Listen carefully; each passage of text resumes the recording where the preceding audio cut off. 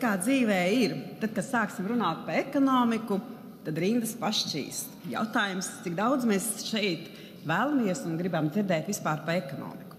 Un tāpēc mana runa būs pragmatiska, loģiska, reāla.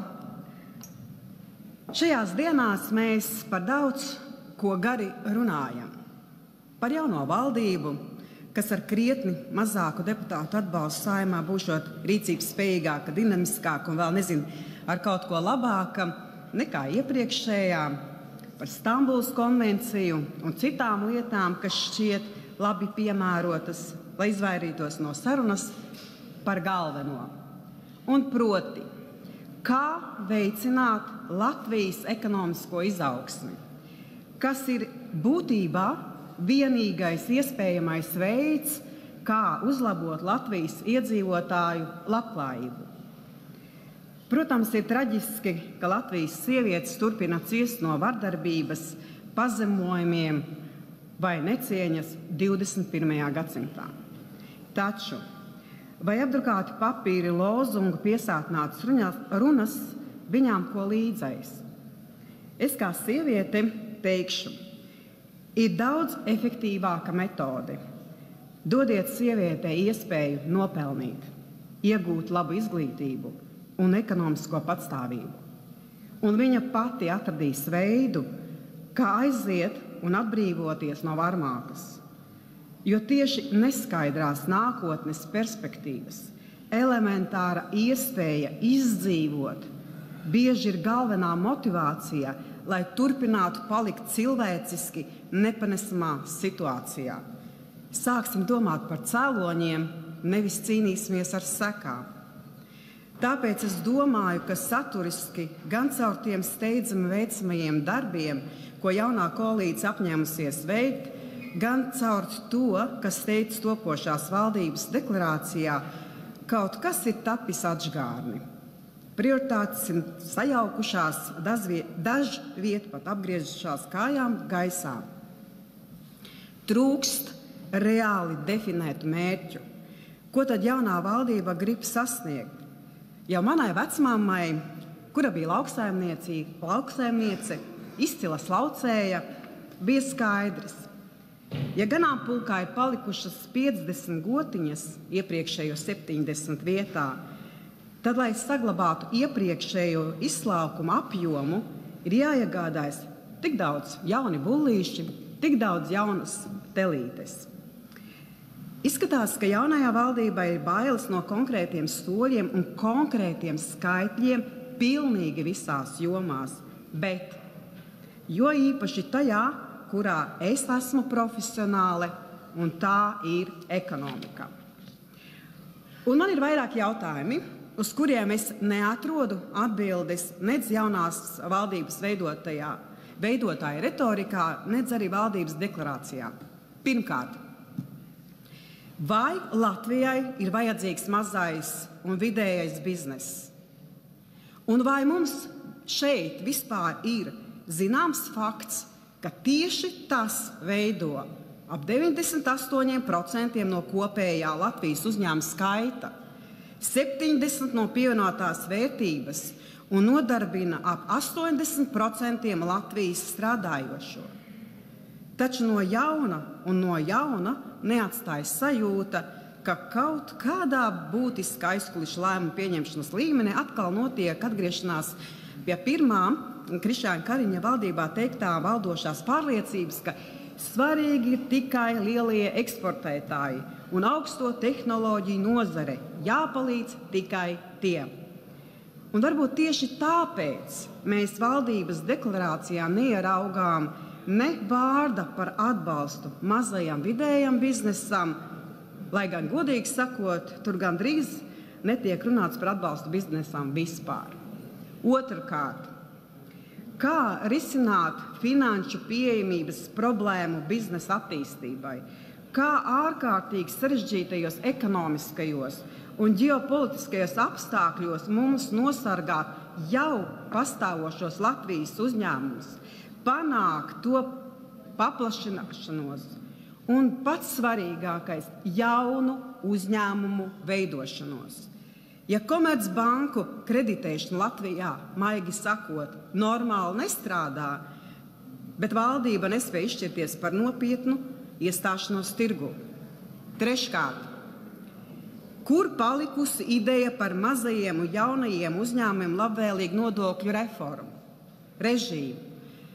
Gan Saeimas budžeta komisijā, gan arī Finanšu ministrijas nodokļu darba grupā mēs par to uzsākām konstruktīvu diskusiju, iezīmējās labas idejas, bet vismaz paraugoties uz valdības deklarāciju šķiet, ka tas viss ir aizmirsts.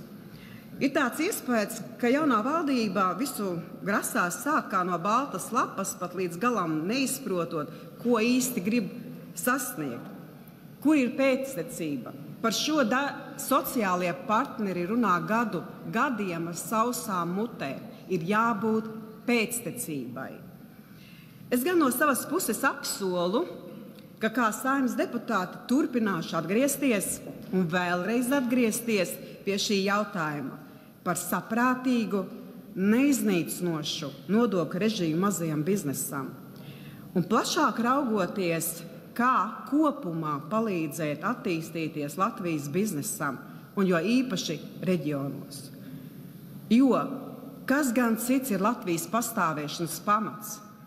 Ja nebūs uzņēmēju, nebūs valsts budžeta, nebūs izglītības, veselības, nebūs aizsardzības spēju, mēs nekad nedrīkstam aizmirst, ka valdība neko jau nerada.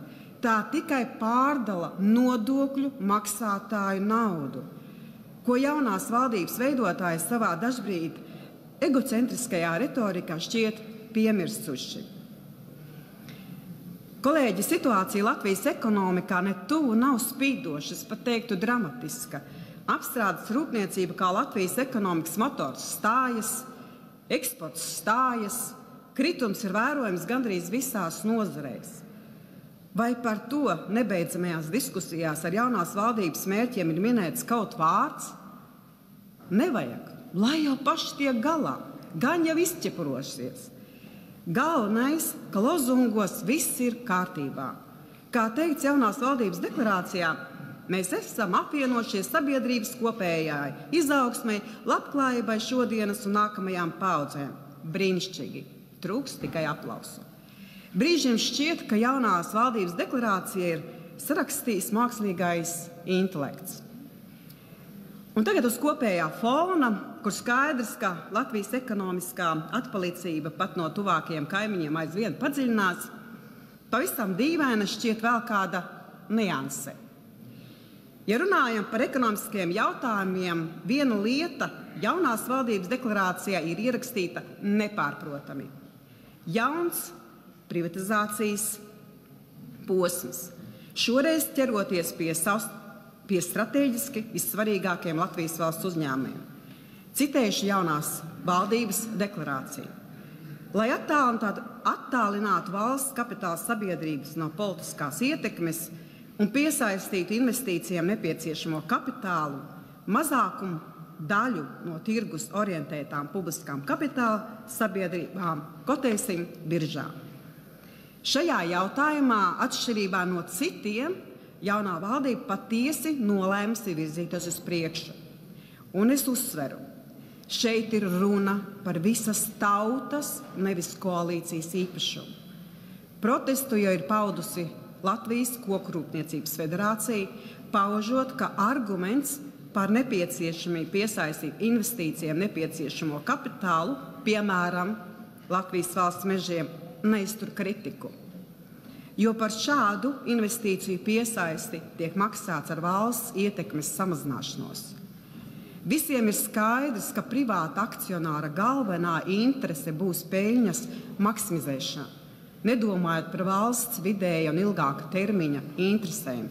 Situāciju precīzi raksturo Latvijas kokrūpnieki. Bet es ierosinu, varbūt ideju par valsts kapitāla sabiedrību kotēšanu biržā mēs varētu sākt ar tam jau sen gatavoto aviokompāniju Air Baltica. Un tad palūkotos, kā sanāk iegūt zināmo ekspertīzi, sapratni, kā šis process notiek, kā tajā panākt maksimālu labumu Latvijas valstī un tās iedzīvotājiem. Un tad izvērtēt, varbūt līdzīgu pieeju mēs varam izmantot arī citos gadījumos. Taču nekāda strauja, masveida privatizācija nav pieļaujama. Tā ir absurda. Kolēģi, šī jaunā valdība, kas ir kā salipināta kaut kur aizklusēs, nebauda sabiedrības uzticību, to mēs redzam šobrīd sabiedriskās domas aptaujās. Mana vecmāma savulaik iemācīja 3 būtiskas vērtības – atklātību, godīgumu un taisnīgumu. Šajā gadījumā jau no paša sākuma sāk kaut kas izpalikt. Bet vienlaikus es esmu optimiste. Mēs kā Saeima kopumā varam rast iespēju, kā atjaunot sabiedrības uzticību. Taču koncentrēties ne uz valsts, kā definēts jaunās valdības deklarācijā, bet Latvijas tautas labklājības pieaugumu. Jo valsts šajā kontekstā labākajā gadījumā ir saprotama kā politiķu un ierēģu korpus. Es visiem vēlu lai mums izdodas, vēlu veiksmi jaunai valdībai, un pats svarīgākais atcerēsimies. Nodokļu maksātāji tie, kas nodrošina arī mums šeit darba vietas. Un tas ir mugurkauls Latvijai.